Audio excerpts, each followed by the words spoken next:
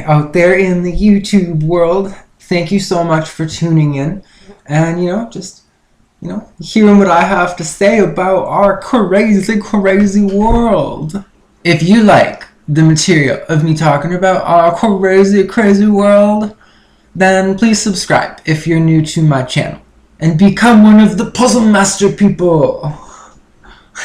Here's what I have to say, okay? So, Tesla. This man, a freaking genius, okay? So smart. And if it really wasn't for Tesla, we wouldn't have our laptops, we wouldn't have electricity. Heck, we'd still be using fire. That would be our primary energy source. Or coal. We wouldn't be using we wouldn't have electric generators. We owe the world how we live it today to Tesla. And part of me knows that Tesla wouldn't really be happy with what we're doing with his gift. I'm a little segue, but it does completely have to do with what I'm talking about. Is I have people who comment on some of my videos and say I can't believe so many people believe this crap. Where are their brains? Well, here's one of the main things that come to my mind is with one little sentence of hate like that, how in any way do you think you're doing justice to what do you perceive as truth? By just saying, that's completely false. It's completely false. But not providing any of what you perceive as truth. Are you just saying that the mainstream is the way to be? Because I really, really do not think that that is the case. Okay, sorry about that. I had to pause for a minute because there was these two flies buzzing around and they're just driving me crazy, so I had to pause to kill them. And I think I got most of them. But we shall see if they make a return.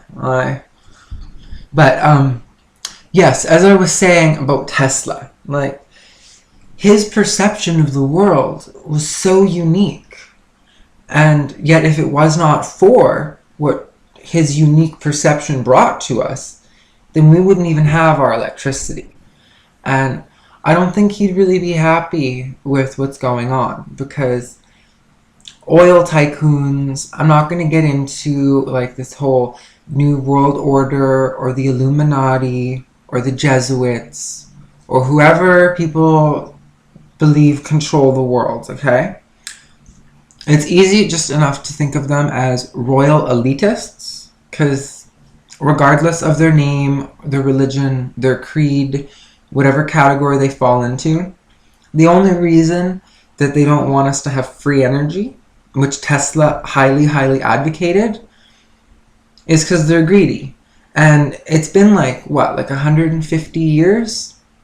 And we're still using coal, hydroelectric dams, hydroelectric is good. I'm not saying it's bad about that, but there is some repercussions to even creating dams. And Tesla had generators. If you look up Tesla's car, he had a free energy car that I don't remember exactly how far it went, but with quite a distance. Drove for a couple hours on nothing, which is fairly impressive considering that, even in 2016, we're all still driving around and burning oil. And then the fossil fuels are just going into the atmosphere, and this is creating other environmental problems. And Tesla wouldn't like that. So we would want to make Tesla proud, is my point. And in order to make him proud, use your imagination, your creativity. God gave you that, okay? And that's what makes you unique and special. And when people are all the power of Christ compels you. The power of Christ compels you. What they're really saying is dogmatic people don't want you to think this. Dogmatic people don't want you to think this. think what we think. I'm sorry, but no flippin' way. I think what I think based upon my own experiences, things that I have read, and my own intuitive inkling. Like, that's totally... Am I not entitled to that? Like, isn't everybody in the world entitled to that? And it's just, we are now in this time where we are at, like, the age of information, you know? Information is just at our fingertips. And with information just being at our fingertips, you'd think, well, then everyone would know the truth. But you gotta think that, like, with this whole pyramid structure, if there's only a couple people, or like, let's just say 100 people at the very top, okay? Why should we believe what they believe? Just because they have lots of money? Like, do you think that that money makes intelligence? Like, Tesla came from a poor family. Like, he immigrated here, like, to our world, bringing with him his vast repertoire of knowledge. And for us to just disregard other people's opinions because they differ than our own is not being open-minded. And there's always going to be people out there in the world that have different perceptions than you. That's just how it's always going to be. And I just always think of that George Sr. quote when he's like, I don't know, I'm not going to edit it in. Maybe I will. Just 2 seconds of it or something. But, you know, like, when we are successful, and we will be, there's a real opportunity for this new world order. There will not be any law of the jungle. There will be law of man. That was kind of like paraphrasing a bit. New world order. A world where the rule of law, not the law of the jungle, governs the conduct of nations. When we are successful, and we will be, we have a real chance at this new world order, an order in which a credible United Nations can use its peacekeeping role to fulfill the promise and vision of the UN's founders. But if you can really think about what they're saying, whose laws? What, the people's? The people's laws? Or the elitist scumbag kind of people that just want all of our money? Money, money, money. That's kind of what it's all boiling down to, right? And if you really think about that, we're in this age of, like, information. It's the information age. Like, it's all at our fingertips, as I said. And yet, so much of the material is really heavily biased. Like, even with Christians, talking about, like, you need to know Jesus. Well, way back then, they didn't even have the letter J, okay? In Hebrew and Aramaic, like the Dead Sea Scrolls, there was no letter J. So that couldn't have been his name. So, first of all, it was probably more likely the name Emmanuel. That's probably what it was. But at the same token, we want to remember that, like, imagine you were studying, hard for me to explain some of this stuff, but I'm trying, okay? If you wanted to study Jesus, okay? Well, Jesus himself even said that in, like, the final days, and even in his days, he was upset with the church. He didn't like what the church, the door, but he didn't like what the church was doing. He threw over tables in the tabernacle and was upset that they had money, that they were just being greedy, and that they weren't really helping people. They were using the name of God for self-gain, when it's supposed to be to help people, to bring an awareness and understanding, knowledge about our world. And yeah, so if they didn't even use the letter J back then, and people in mainstream kind of like Catholic, Protestant people, they want to say that, like, you have to know the name Jesus. They don't even know that wasn't his real name. Like, so that brings into, at least from my perspective, the question of the validity of all of their information, because everything was translated. And who was it translated by? How are we to trust those translations? That's why I like to study multiple sources, try to integrate them, combine them, amalgamate them into one source, and then really give it some thought. And then in doing so, you're not going to have such a biased opinion. Because if you only know the King James Version, but you haven't studied the Bhagavad Gita or the Quran or read ancient books, like there's this Astronomica, wow, that was written, I think it was written about zero, or maybe a little bit before Christ, but it was written over 1,000 years ago. And back then, they said, and I highly recommend getting this book called Astronomica. It's one of my favorite astrological books.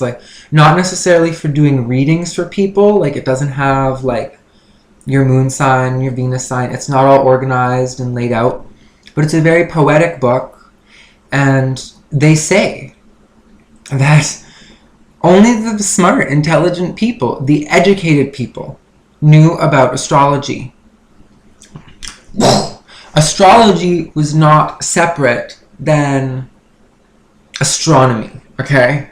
They were one and the same, because they realized that as above, so below, and as within, so without. And with that, you have to understand that everything is linked in this world. And in the Astronomica, Marcus Manilius discusses that only the educated people knew about astrology. Only those people, or at least the intelligent people, could comprehend such a vastly complicated subject. And typically it was also only the rich people, because you had to be taught it. So peasants or common people didn't have access to this information. And nowadays, everybody has access to anything. But here's the kicker. Here's the kind of the humdinger, is that even though there's so much information out there, so much of it is crap or wrong and disinformation that has actually been placed there to try to derail us, to try to bring us down, to try to make it hard for us to distinguish what the truth is. And ultimately, if you're really, really hoping for the truth, do some meditation. Ask questions and meditate on them. Let your own soul, your own God-given consciousness, come up with some of the answers. Just like Tesla. He wasn't going on YouTube and trying to, how does free energy work? How does this work? How does this work? He thought about stuff, did experiments, and changed our world. Now, I do not see how in any way that's a bad thing. If we want our world to stagnate and stay the same, well then just keep believing what mainstream television is telling you, and then we'll see what direction it goes in. But what direction it will go in will be like this invisible hand that is in control of everybody, and you're going to let that invisible hand mold your consciousness and your thoughts, which is just mind-blowing to me that anyone would want to do that. Your thoughts are your own. They're sacred. And yeah, I hope I kind of made the door is so irritating. I'm gonna close it.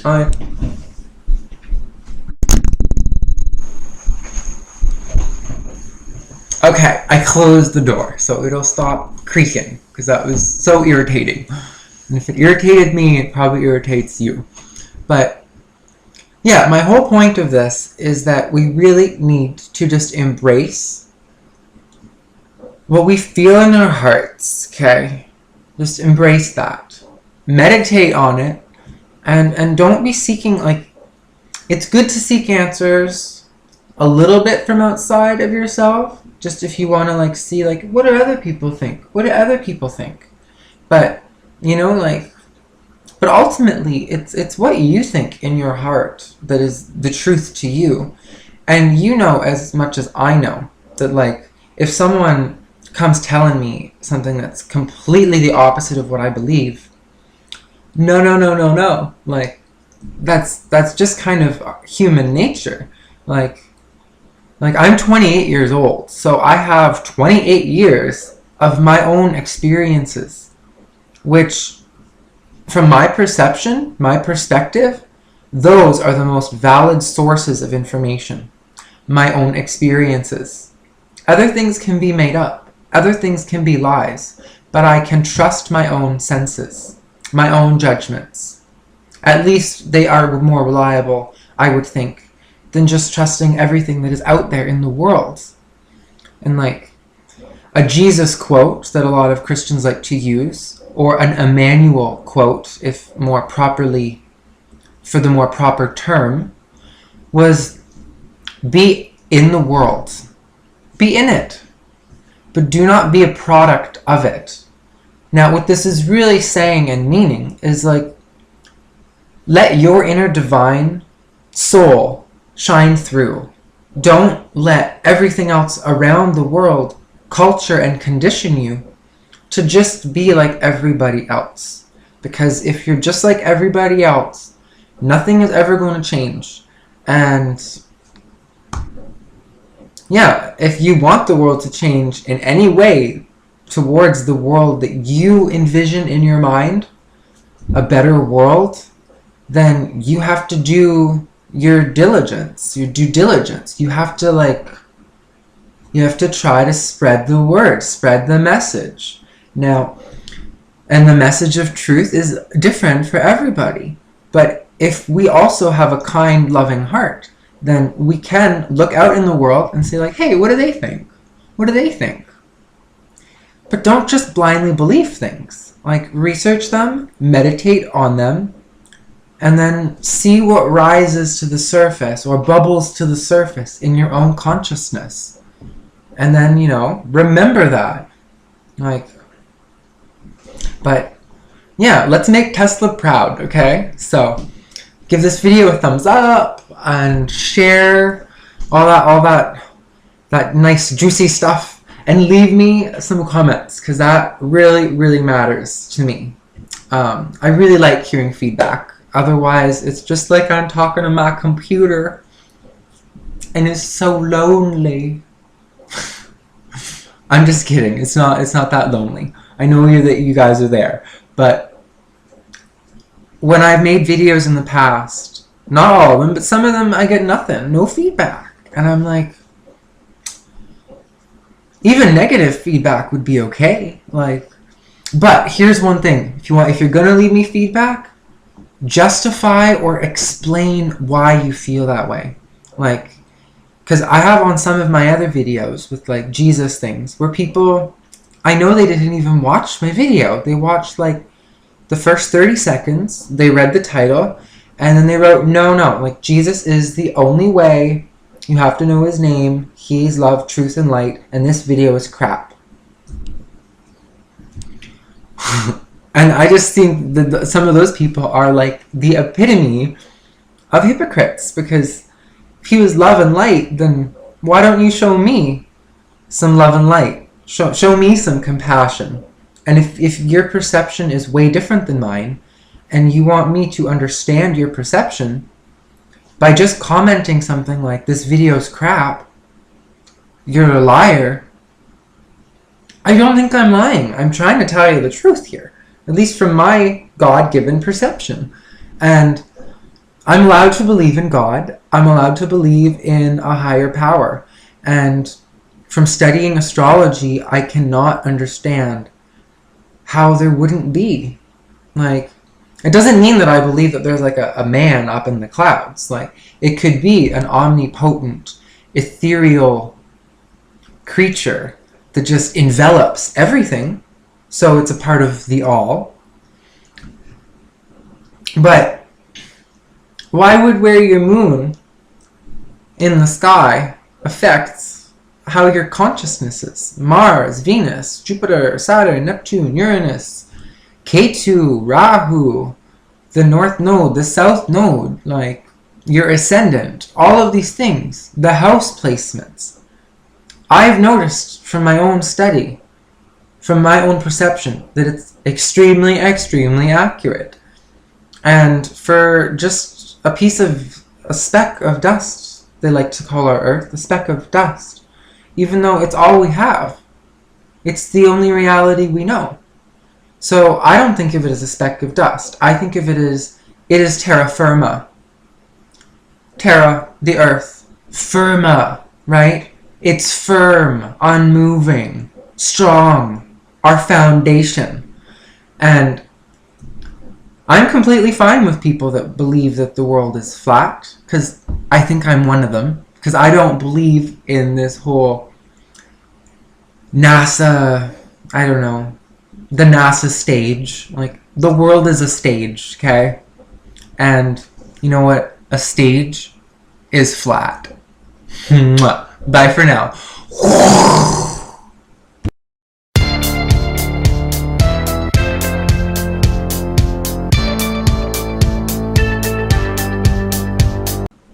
Astrology, but